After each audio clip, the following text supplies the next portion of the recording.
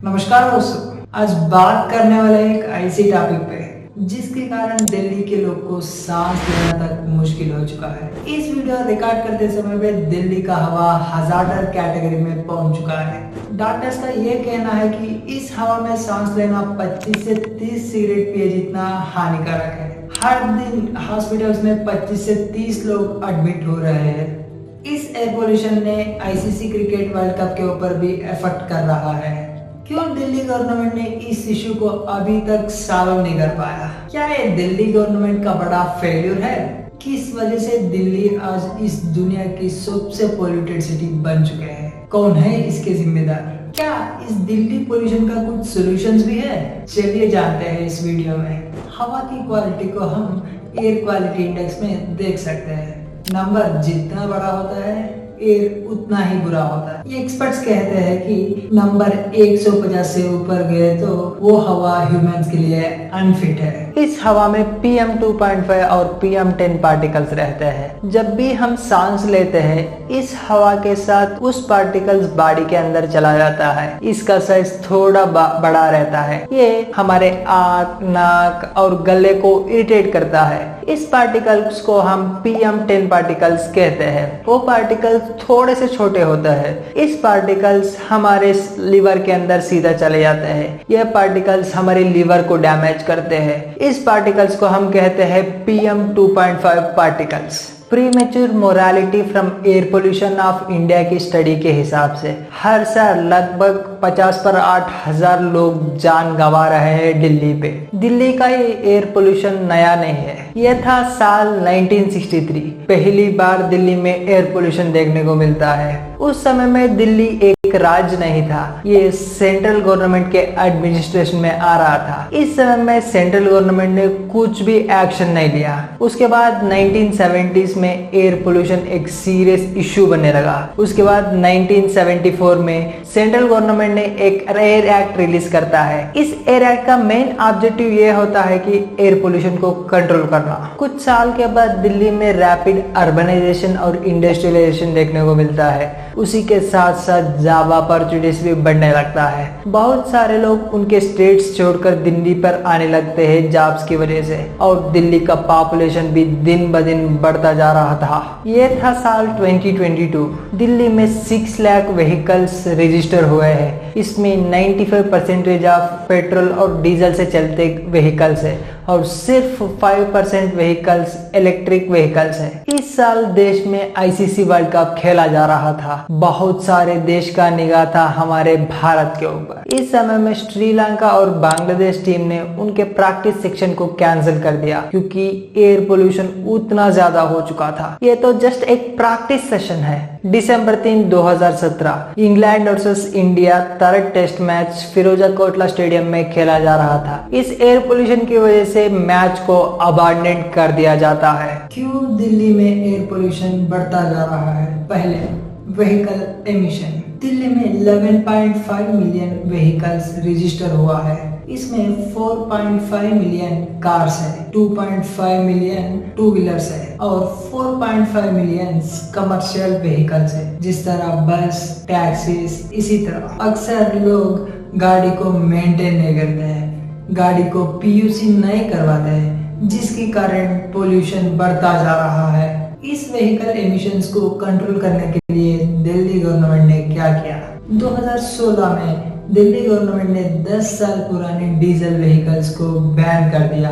Delhi transportation department के हिसाब से 2016 में 16 लाख डीजल व्हीकल्स को बैन किया गया है। इस व्हीकल एमिशंस को आप किस तरह से कंट्रोल कर सकते हो? आप जब भी नई गाड़ी खरीद रहे हो, पेट्रोल और डीजल व्हीकल्स खरीदने के बावजूद EV व्हीकल्स को बाय करिए। Reduce using of own vehicles. लोग इतना डिपेंडेंट हो चुके हैं ओन व्हीकल्स के ऊपर, पब्लिक ट्रांसपोर्ट को ही भूल चुके हैं। दिल्ली की मेट्रो कनेक्टिविटी और पब्लिक ट्रांसपोर्ट इतना भी बुरा नहीं है, फिर भी दिल्ली के लोग 60% ओन व्हीकल्स को यूज करते हैं। सिर्फ 40% लोग पब्लिक ट्रांसपोर्ट को यूज करते हैं। लोगों ने व्हीकल्स को एक यूटिलिटी नजरिए से देखी, लग्जरी नजरिए से नहीं। Topic 2, industrial emission. वैसा ही दिल्ली छोटे मोटे बिजनेसेस का हब है। ये इकोनॉमी में तो कंट्रीब्यूट करता ही है, लेकिन उतना ही ज्यादा पोल्यूट करता है। दिल्ली गवर्नमेंट ने 2019 में the most polluting Badarpur power plant को क्लोज कर दिया। उसके साथ इस पोल्यूशन को कंट्रोल करने के लिए बहुत सारे इंडस्ट्रीज को इलेक्ट्रोस्टैटिक प्रिसिपिटेटर्स और फिल्टर बैग्स को अपनाया। Topic 3, dust from construction sites. Delhi का कंस्ट्रक्शन इतना तेजी से बढ़ रहा है, नया घर, बिजनेस प्लेसेस, सड़कों का विस्तार, ये सब कुछ शहर को मॉडर्न तो बना रहा है, लेकिन उतना ही ज्यादा इफेक्ट भी कर रहा है। जब भी लोग कंस्ट्रक्शन वेस्ट को ओपन एरिया में डंप करते हैं, उसके कारण वो हवा में मिलके पोल्यूशन क्रिएट हो रहा है। इस डस्ट पोल्यूशन को किस तरह से कंट्रोल कर सकता है?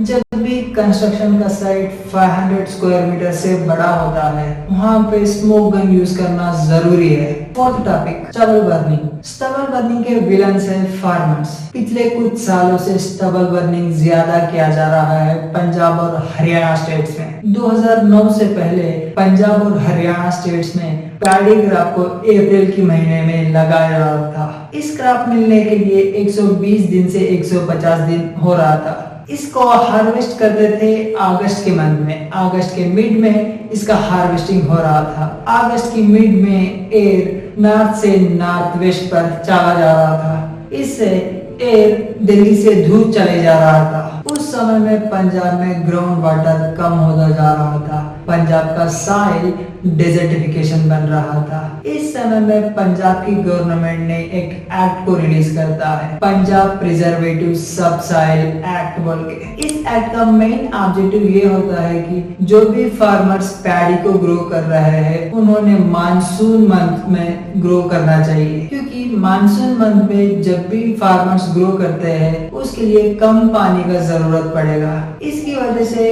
इसका हार्वेस्टिंग हो रहा था अक्टूबर मंथ में। इस समय में विंड का पैटर्न था north west to south east. ये पंजाब से लेके दिल्ली के ऊपर से फ्लो हो रहा था। क्यों किसान स्टबल को जला रहे हैं? क्योंकि पैडी का हार्वेस्टिंग होने के बाद किसान के पास बहुत कम टाइम रहता है दूसरे फसल पिकाने के लिए, और स्टबल कट करवाने के लिए किसान एक्स्ट्रा पैसा नहीं खर्च कर पाता, और बहुत सारे किसान के पास मशीनरी तक नहीं होंगे। इसीलिए किसान को सबसे इजी सॉल्यूशन है स्टबल बर्न करना। इस स्टबल बर्निंग कंट्रोल करने के लिए दिल्ली सरकार क्या किया? इस स्टबल बर्निंग को कंट्रोल करने के लिए दिल्ली सरकार ने 4000 मशीनरीज को उपलब्ध करवाया 50% सब्सिडी में। फिर भी बहुत सारे किसान क्यों स्टबल बर्निंग कर रहे हैं? क्योंकि बहुत सारे किसान उस मशीनरीज को अफोर्ड नहीं कर पा रहे हैं, और बहुत सारे किसान को उस मशीन्स उनके गांव तक नहीं पहुंच रही है। इसी कारण बहुत सारे फार्मर्स स्टबल बर्निंग अभी भी करते जा रहे हैं। देन इस स्टबल बर्निंग का सॉल्यूशन क्या है? सरकार ने जो फार्मर्स अफोर्डेबल नहीं कर पा रहे हैं, उस फार्मर्स को अफोर्डेबल प्राइस में मशीनरीज देना चाहिए। कौन है इसके जिम्मेदार? दिल्ली गवर्नमेंट या गवर्नमेंट के गलत पॉलिसीज? नहीं तो या फार्मर्स? कौन है इसके जिम्मेदार? हम सारे इसके जिम्मेदार हैं, क्योंकि आज हमारे गलतियों की वजह से इस तरह से एयर पोल्यूशन हो रहा है। हम सारे इस एयर पोल्यूशन को कंट्रोल कर सकते हैं।